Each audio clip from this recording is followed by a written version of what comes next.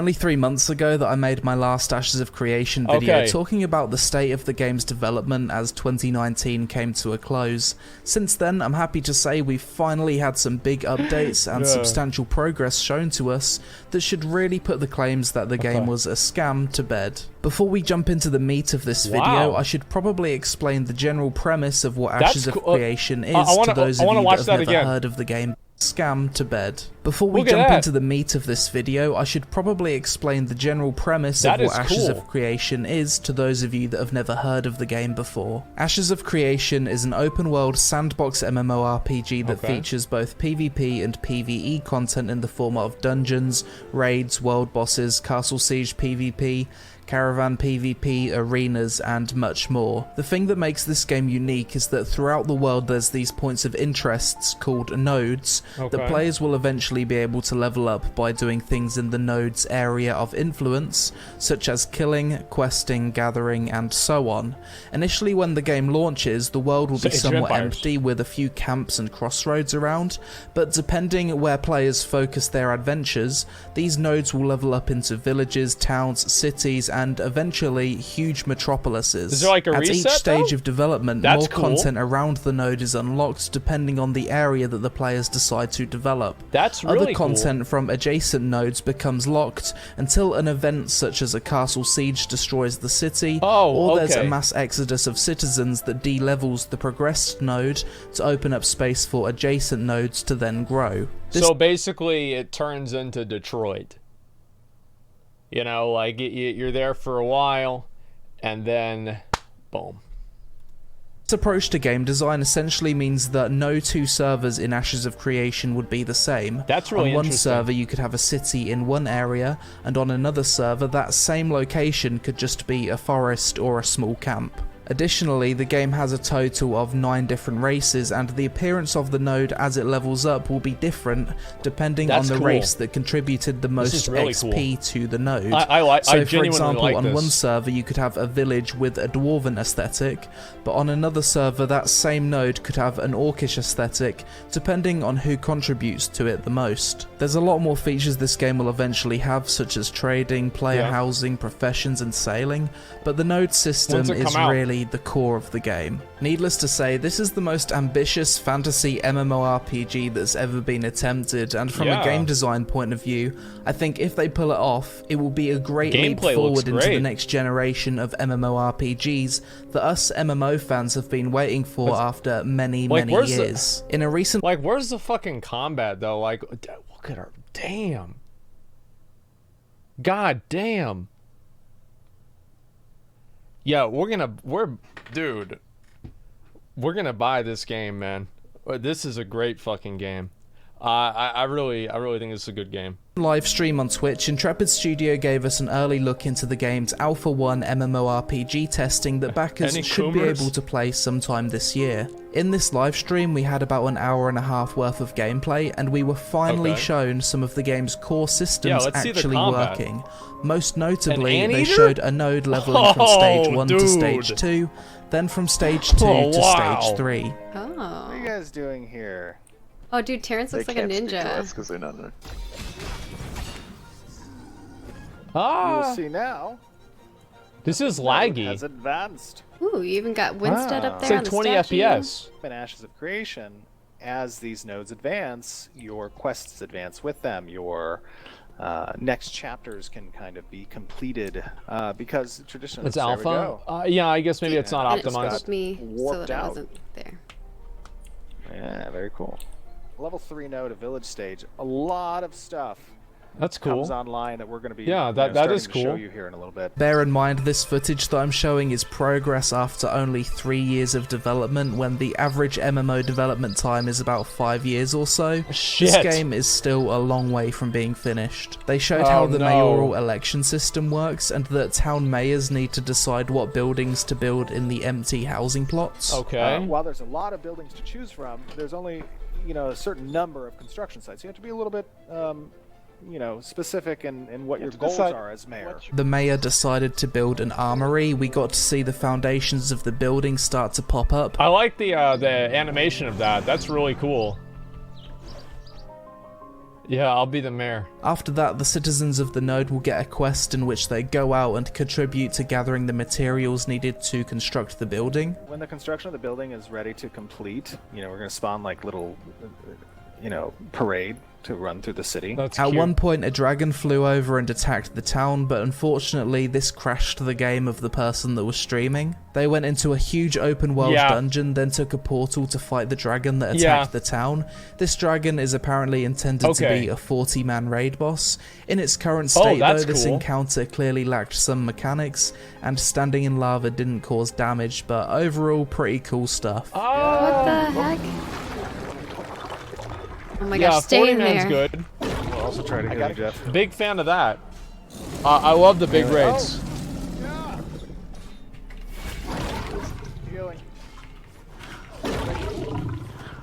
When it comes to the combat, the stream was done through the point of view of a female dwarf cleric, so we didn't get to see a whole lot of the action combat hybrid system that the game will eventually have. What we did get to see was fairly decent looking tab targeting with a few AoE circle skills that you have a lot of in Guild Wars 2, for example. Yeah, it's like something that was very apparent to me was the sound effects of the combat were really impactful, and some abilities also caused screen shake. The audio-visual feedback looked way better in this gameplay than what's been shown to us in the past.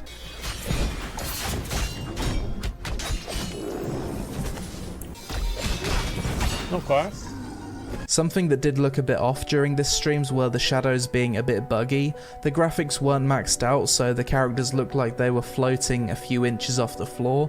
Pretty sure this will be fixed fairly quickly, as this was something the devs acknowledged during the stream. Another cool thing that was briefly shown was the caravan system.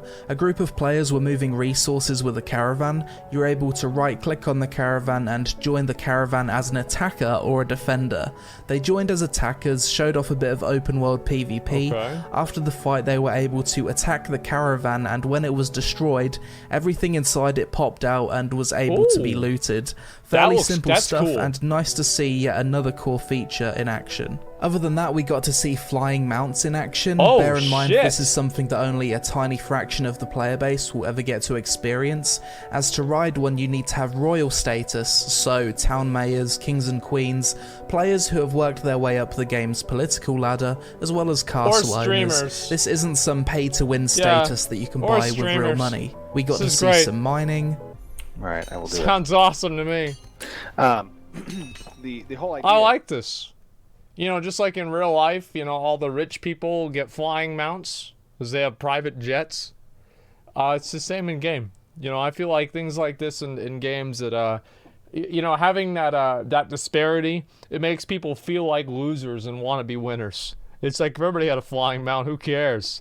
So no democracy? No, democracy's boring. What do you mean? Like, that's so boring.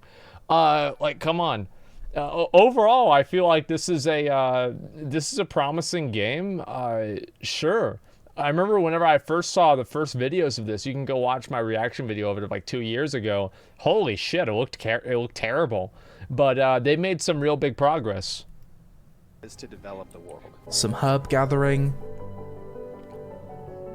Great. We got to see the basic level of fishing. Oh, you're catching fish? We got to see the mayoral interface where you're able to set the tax rate of the node. This is alpha. We were shown armor being purchased and equipped from vendors, as well as a bit of swimming. Okay. We saw a few quests and combat with many different monsters in the world. Something else that's noticeable from this live stream is the user interface. As you'd expect, it looks a lot different than what we've been previously shown. Kind of. It's still not finished, but looks really clean for pre-alpha. Yeah, my favourite part of the UI is the quests being hidden at the side, and you need to click the small exclamation mark for them to shift onto the screen. We can also see a mini-map that's fairly transparent and seems to show resources and monsters. Overall, it seems like development is moving along very nicely for Ashes of Creation. I'm actually surprised they didn't use this whole coronavirus situation as an excuse to delay this preview. For a partially crowdfunded game to be making this much progress after only 3 years is super impressive. And out of all the Western MMORPGs currently in development, I genuinely believe this game has the biggest chance of being a success. I've followed Ashes of Creation for a long time at this point, I've watched all the live too. streams, I've even backed the game, and for me, it's nice to finally see something playable start to come together. And what was shown in this stream really helped paint a picture of how a finished product might look like. So for me, I'm still all aboard the Ashes of Creation hype train. I have been from day one, to be honest, and when this game is finished, I really think it will be the next big MMO. Next month's Ashes livestream was supposed to be getting a look into player housing. Look, dude. I am done saying that any game's gonna be the next big MMO. If I can get 3 days of bullshit content out of it, that's a win. Like, that's a big win. And like a whole week or maybe a couple of weeks, that's a massive fucking win. Lazy Peon's a hype train rider. Listen, man, you have to be a hype train rider if you play MMOs. Like, there's no other way to do it. It's like a 5-year investment into one game. It's like, if the game's gonna be fun, then I'll play it. I mean, to me, like, I get excited about games. I get hyped up about games just like anybody else. But also, I'm very skeptical. And I just assume that every game that's gonna come out will probably suck. That's generally the way that I make decisions. 3 days of content out of this shit game? Yeah, I'll probably be able to get 3 days of content out of this shit game. Yeah, 100%. And how that all works, so that's something I'm quite excited for. In addition, as this game becomes more playable, I plan to cover it extensively. I'll obviously be making content for it whenever some big news or gameplay is dropped, so if you want to support me with that, then click my referral link for the game in the description below and make an account. It doesn't cost you anything, it's basically a referral program everyone has access to, so why not use it? And finally, if you're someone that works in the gaming industry as a developer or an artist or something, Intrepid Studios are currently hiring more people to work on this game. They're based in San Diego, California, and seem to have a really nice work environment with a lot of talented people, so check out their job openings on their website and LinkedIn. With all that said, what do you think about Ashes of Creation based on their recent progress that's been shown, as well as the project as a whole? Are you like me in thinking if this game achieves its vision, it will be the next big MMO? Or is there something you really don't like about the game? Let me know in the comments below, but thanks for watching, I hope you all have a great day, and I'll see you again really soon.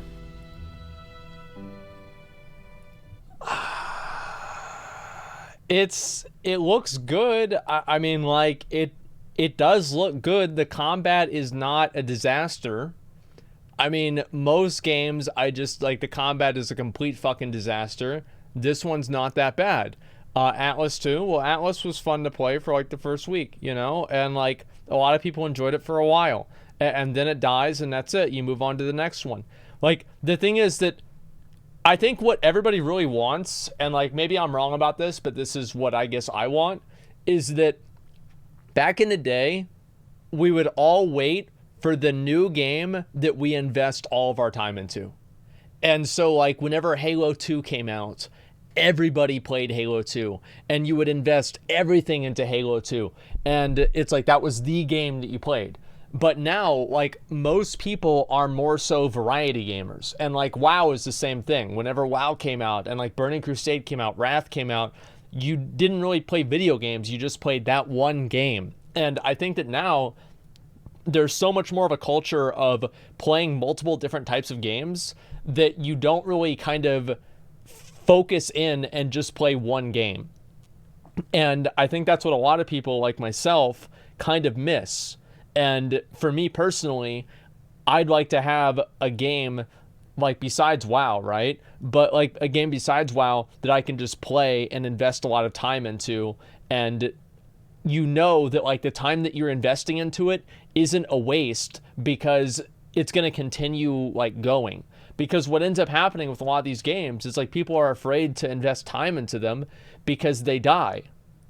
And so that's what I think the problem is like, you don't want to build a castle on sand, so you invest a ton of fucking time into, imagine investing a lot of time into Atlas, or investing a lot of time into fucking, like, some other game that ends up dying, like Wolcen or something like that, and it's just silly.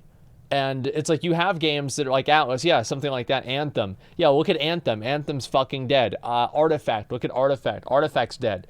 Bless Online, Arcade is dead. You know, all of these other MMOs, they just die. So it's like you have this guy, right, and some of these guys, and you'll see them in like the sections of these games, and they'll be sitting there playing the game, and they'll fucking, like, they'll just destroy everybody, and you look at them and they'll just hate their life because nobody is as good as they are, because nobody plays the game anymore seriously. They're one of the only serious players of the game, and it's like they're just sitting there basically by themselves, and it's depressing to watch. So I think people want the next game that they can just fucking sink their teeth into and not have to worry about what's next. That's what I think a lot of people, that's why people keep getting hyped up about these games. That's why people get hyped up about Valorant. That's why they get hyped up about Ashes of Creation, about Pantheon, about New World. I think that's a big fucking reason, is they just want to be able to invest time into a game and not have that game just be the flavor of the month. So that's pretty much it. Can't play PoE anymore. Boring. Well, I mean, you probably played like 5 leagues in a row. I'd say just take a league off and play after that. That's what I do sometimes, and I always get back into the game, and I really enjoy it after that. So let's see what this is. Pull this off. Will basically be my dream game. Can't wait. I mean, like, I you know, we'll see what happens. If Ashes can come out without dropping any core aspects of its vision, I think it'll set a higher standard for most. I don't care if they drop aspects if they're just going to add them in later on. That's fine with me. Something bigger than themselves. Yeah, exactly. I think it's a core human want to begin with, you know? Let's see. What if you could ride an anteater like a horse? Yeah, it's pretty much it. Great information can develop. No, hey boy, it's coming for you. Okay, let's see. Strong Point, they really started developing already. Said the game will be subscription based. Oh, really? Strong Point is that they started developing already, saying that the game will be a subscription based. I don't know. Like, I like that a lot. Like, having a subscription-based game, I think, is a much better way of doing it.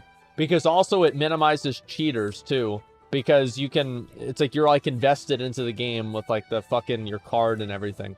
And I guess it's kind of the same with buy-to-play, but, like, getting new codes and, like, new games is a little bit different, right? I think that, like, cheaters, like, having a sub and everything like that is, it makes it harder for people to cheat. Instead of cheaters, you get currency farmers. Well, as long as the currency farmers are playing the game legitimately, then that's fine. Actually, it's badass to know it's a game until this video. I remember I watched a video of, like, Ashes of Creation, and it was, like, a bunch of guys riding around on a horse. And for me, I was, like, fucking, like, this is awesome. You know, I want to see that. Riot are the only company that's capable of creating a WoW killer due to their already existing in-depth lore and backbone of the League universe and huge huge fan and player base. I think a Lord of the Rings MMO has potential. The problem with the Lord of the Rings MMO is that it runs the same problem as, like, any other MMO that's built off of a single perspective IP, is that everybody that's playing a Lord of the Rings MMO is going to want to be like Gandalf, Gimli, or like fucking Aragorn, you know what I mean? And so you don't really have, like, the same variance as you do in WoW of, like, some people wanting to be orcs and humans and stuff like that. And so you have, like, in WoW, for example, one thing they did well in Warcraft 3 is they showed perspectives of all of the different races so people could develop interactions and, I guess, connections to each one, depending on, you know, like, what their personality was. But Lord of the Rings is going to have that problem. I remember Matrix Online had that problem. Everybody plays the game to be Neo or Morpheus or Trinity, and nobody just wants to be an Agent Smith. You know what I mean? It's one of those things.